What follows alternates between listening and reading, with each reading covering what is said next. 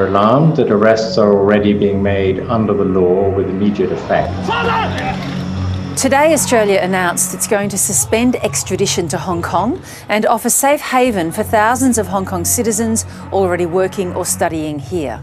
There will be citizens of Hong Kong who may be looking to move elsewhere.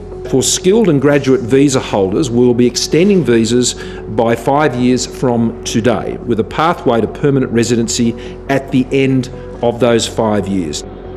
The government has also upgraded its travel advice for Hong Kong, warning Australians may be at increased risk of detention. Earlier, I spoke to James Pomfret, the chief correspondent for Reuters in Hong Kong. James Pomfret, since the new law, we've seen people being charged for holding up blank white paper. We've seen books by pro-democracy figures removed from public libraries. So is independent speech, thought and reporting already dying in Hong Kong? It's a very uncertain situation now, Virginia. A lot of people are seeing a very tough response from authorities within hours of the laws taking effect.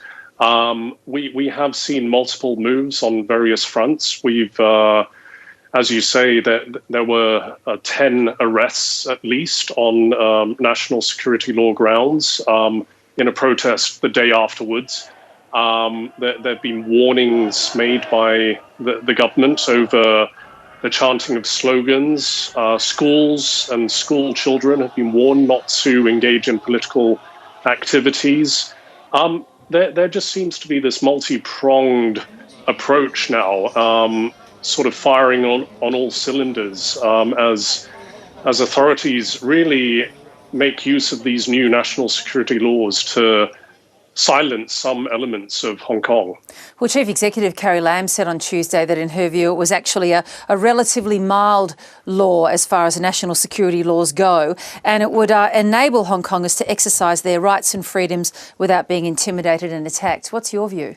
To be honest, the government has been pushing this line very strongly. They say that a very, very small number of people will be affected, but the opposition camp here, the pro-democracy groups, NGOs, critics of the government, they beg to differ. They say that this has already imposed a chilling effect on Hong Kong. It is not the Hong Kong that we once knew, and the city really is desperately trying to digest the implications of this law. But they do appear, the critics say, to be quite profound at the moment. James, how do local activists view Britain's response, and is Australia's announcement today about extradition and also visas for students and others, is that of any help? In the way that the Western governments, they have come out very strongly against these national security laws. They've criticised them. They say that the legislation has sparked concerns. The UK has offered the prospect of 3 million individuals gaining some kind of citizenship. Australian Prime Minister as well has extended that offer, far lower number than the UK. But there has been this international chorus that has been criticizing China for doing this. They do see this as a fundamental change in Hong Kong's one country, two systems formula. And, that is a counterpoint to what the Hong Kong government and the Chinese government is saying, that these laws are necessary to restore stability in Hong Kong. And just finally, James, what do you imagine China's next move might be?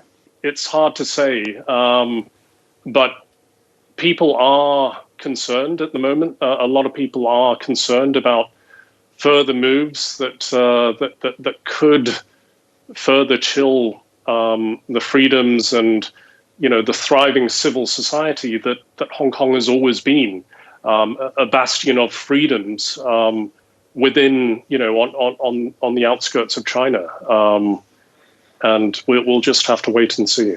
James Pomfret, thanks for joining us today. You're very welcome.